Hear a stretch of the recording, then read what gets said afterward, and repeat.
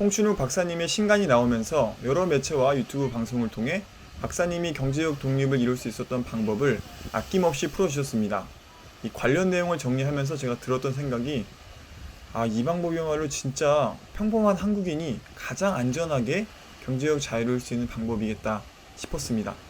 제가 핵심을 짚어드리고 구체적으로 실행할 수 있는 방법까지 한 발 더 들어가 봤습니다. 경제적 자유를 꿈꾸는 분들은 이 영상을 끝까지 봐주시기 바랍니다. 홍 박사님이 경제적 자유를 이룰 수 있었던 비결은 바로 환율 스위칭이었습니다. 전략은 이렇습니다. 평상시에 달러를 적립식으로 사모으고 있다가 글로벌 위기가 왔을 때 이 폭등한 달러를 원화로 바꿔서 1차적으로 환차익을 얻고 국내에서 값싸게 거래되고 있는 주식이나 부동산을 매수하는 방법입니다. 자, 홍 박사님의 인터뷰 내용을 바탕으로 실제로 어떻게 투자를 하셨는지 살펴보겠습니다. 실제 당시 환율 추이를 보여드리면서 설명을 드리려고 이 한국은행 경제 통계 시스템에서 이 로우 데이터를 다운을 받았습니다. 이 고시 환율의 종가에 대한 데이터라서 하루 중에 최고 최소 환율까지 표시 안 되는 점은 참고하시기 바랍니다. 2007년 말 이직할 때 받게 된 퇴직금으로 달러 투자를 시작하게 됩니다. 외화 예금에 10만 불, 당시 한 9천만 원 정도인데요. 그 정도를 가입을 하게 됩니다. 자, 이 환율이 900원, 1000원대 있던 환율이 이제 2008년도에 가면서 환율이 1,500원대까지로 폭등을 하게 됩니다. 자, 이것을 환전했더니 1억 5천만이 되는 거죠.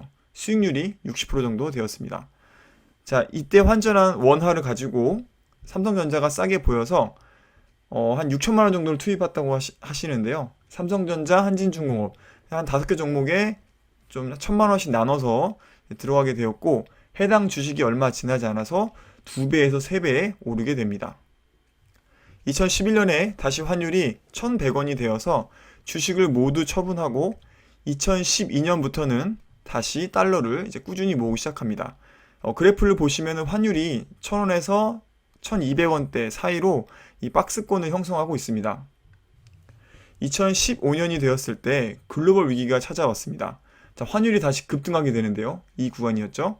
이때 가지고 있던 달러 30만 불을 모두 환전해서 한 4억 정도를 만들었다고 하시고요. 자, 이때는 국내 주식이 이미 다 올라와 있어서 대신에 아직 저평가되어 있었던 국내 아파트를 사면서 부동산의 좋은 사이클을 타게 됩니다. 자, 그리고 마지막 세 번째 찬스. 우리가 모두 알고 있었던 찬스였죠. 2020년 3월에 국내 주가 지수가 1,400을 갔을 때 환율이 또 1,300원을 찍었습니다. 이때도 다시 한번 달러를 팔고 우량한 삼성전자와 현대차를 샀는데 자, 삼성전자가 3만전자일 때 사셨다고 합니다. 자, 그리고 나서 환율이 연말쯤에 다시 1,100원으로 내려가고 그때 국내 주식을 모두 매도하고 다시 달러를 사들였다고 하시네요. 결국 투자의 기준을 원달러 환율에 두고 액션을 취하신 겁니다. 진짜 무릎을 탁 치게 됩니다. 자, 홍 박사님이 이렇게 3번의 큰 위기를 기회로 바꿔서 경제적 자유를 이루셨는데요. 2008년부터 13년 동안 달러 투자를 해오시면서 실제 달러가 급상승한 2번의 기회가 더 있었습니다. 바로 2011년의 유럽 재정위기 그리고 2018년의 미중 무역 분쟁이었습니다. 여러분도 모든 기회를 모두 다 잡을 필요는 없습니다. 5번 중 3번만 잡아도 충분합니다. 자, 이렇게 보면은 환율 급등은 3년, 4년에 한 번씩은 꼭 찾아온다. 이렇게 예상을 할 수 있을 것 같습니다. 자, 달러가 위기에 강하다는 것도 충분히 아셨을 것이고 자, 그러면 달러에 어떻게 투자를 할 것인가? 또 홍 박사님이 정답을 시원하게 알려주셨습니다. 첫 번째, 사회초년생 또 초보자분들은 원금 손실이 전혀 없는 외화 예금으로 시작하는 것이 좋습니다. 이 외화 예금의 최대 장점은 적금과 같이 신경 안 쓰고 길게 모아갈 수 있다는 점입니다. 하지만 이자는 거의 없습니다. 0.0025% 뭐 이렇게 이율이 나오더라고요. 그리고 은행에서 달러를 환전할 때는 이 수수료가 꽤 들어간다는 단점은 있습니다. 두 번째로는 투자를 조금 해보신 분은 국내 증시에 상장된 달러 선물 ETF나 미국채 선물 ETF에 넣는 것도 원달러 환율의 상승분을 가져갈 수 있는 방법입니다. 증시에 상장된 2가지를 가져와 봤습니다. 이걸 꼭 찍어서 말씀해 주신 건 아닌데 대표적으로 코덱스에서 2개 ETF 있길래 제가 가져와 봤고요. 펀드의 보수는 연 0.25%에서 0.3% 정도고요. 배당금은 없습니다. 은행에서 환전 후대 90%를 받았을 때 0.35% 정도의 수수료가 발생하니까 이것보다는 확실히 수수료 측면에서는 유리합니다. 중수 이상이신 분들은 해외 ETF인 미국채 ETF, IEF와 같은 종목에 투자하는 것을 추천해 주셨습니다. 운영 수수료가 0.15%로 굉장히 낮고 배당도 0.84%로 지급을 해줍니다. 자, 그리고 52주 주가 흐름을 보면 최고가와 최저가가 거의 10%도 차이가 안 납니다. 따라서 안정적으로 모아가다가 글로벌 위기가 닥쳤을 때 그때의 큰 힘을 발휘할 수 있을 것 같습니다. 자, 결국 달러를 모아갈 때 핵심은 환율에 연동이 되면서 달러를 얼마나 싸게 살 수 있느냐, 이자를 조금 더 받을 수 있는가, 이 부분일 것 같습니다. 자, 이런 측면에서 달러를 모아가는데 더 좋은 방법을 알려드리겠습니다.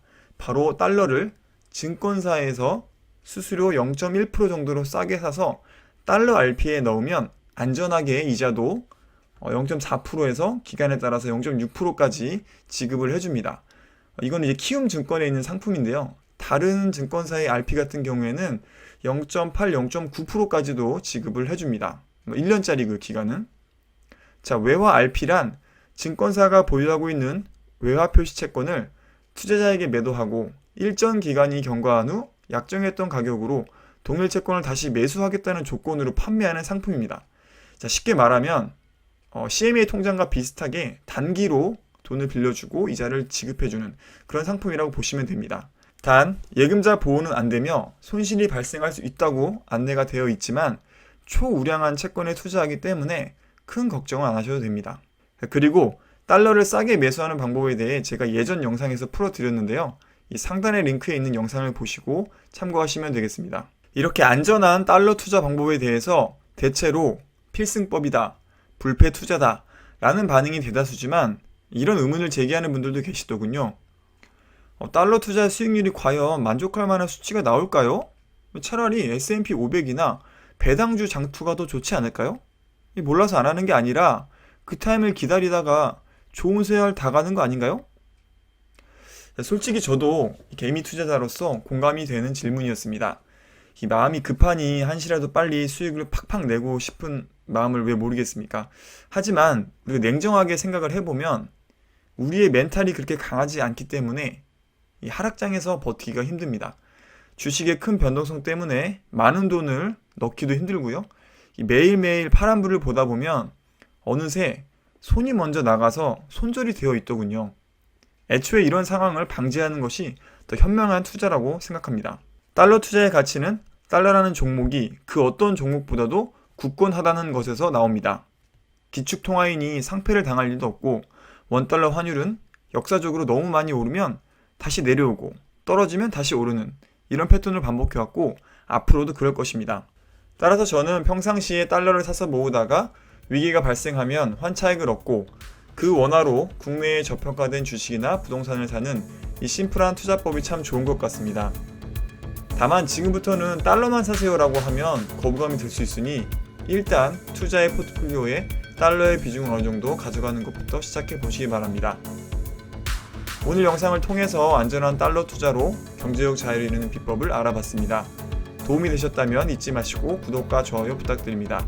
저는 더 알찬 영상으로 찾아오도록 하겠습니다. 모두 월독하시기 바랍니다.